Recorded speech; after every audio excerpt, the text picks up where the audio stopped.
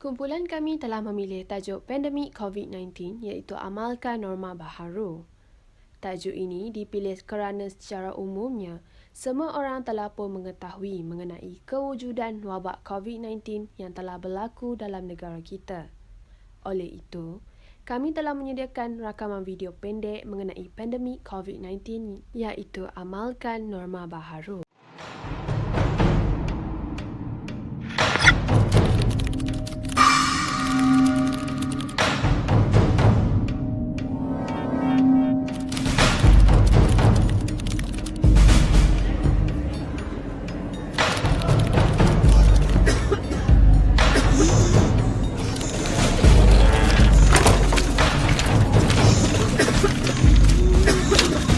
Kerajaan memutuskan untuk melaksanakan perintah kawalan pergerakan mulai 18 Mac 2020 iaitu lusa hingga 31 Mac 2020 di seluruh negara.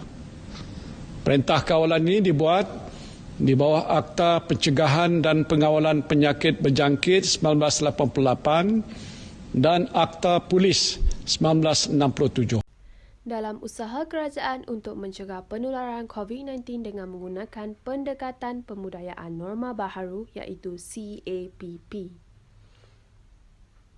Apa itu CAPP?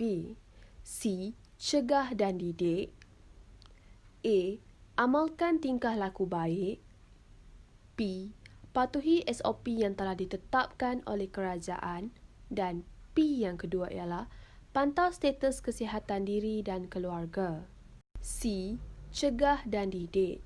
Setiap rakyat perlu memainkan peranan penting dalam mencegah atau memutuskan rantaian COVID-19 dengan menggunakan cara mendidik keluarga dan komuniti seperti menjalankan pembelajaran atau pelaksanaan kerja secara atas talian di rumah supaya tidak terdedah dengan orang ramai.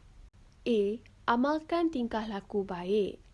Dalam keadaan wabak COVID-19 yang berleluasa di dalam negara kita, kita perlu memastikan penjagaan kebersihan pada setiap masa dengan mengamalkan tingkah laku yang baik untuk melindungi diri daripada jangkitan seperti kerap menggunakan hand sanitizer apabila berada di tempat awam. Selain itu, sentiasa kerap membasuh tangan dengan menggunakan sabun.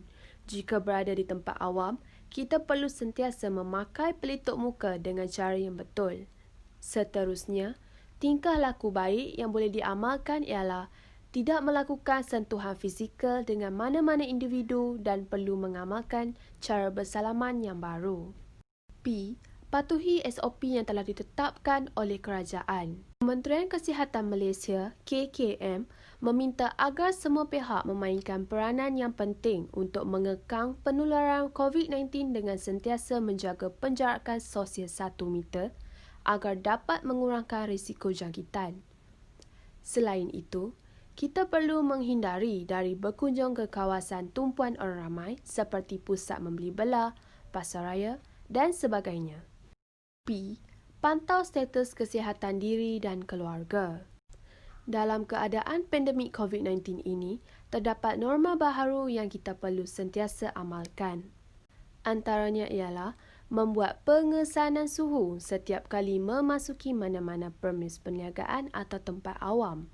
Seterusnya juga, kita perlu membuat imbasan barcode di aplikasi MySejahtera untuk mendapatkan rekod status terkini COVID-19 yang terdapat di kawasan tersebut. Sekaligus, ianya dapat merekod maklumat diri bagi memudahkan pihak KKM. Selain itu, kita juga perlu memastikan kesihatan diri dan keluarga dalam keadaan baik sebelum keluar atau pergi ke mana-mana tempat awam. Mari kita berganding bahu bersama-sama untuk mengekang penularan wabak COVID-19 ini. Sama-samalah kita memutuskan rantaian COVID-19. Ingat, kita jaga kita. Ya Allah, Ya Rahman, Ya Rahim. Engkau ampunilah dosa-dosa kami. Engkau rahmatilah diri kami, keluarga kami dan negara kami. Engkau lindungilah hamba-Mu yang kredit ini daripada segala musibah. Engkau jauhilah diri kami daripada penyakit yang berbahaya dan wabak yang mengancam nyawa. Engkau hindarilah kami daripada bala yang berat.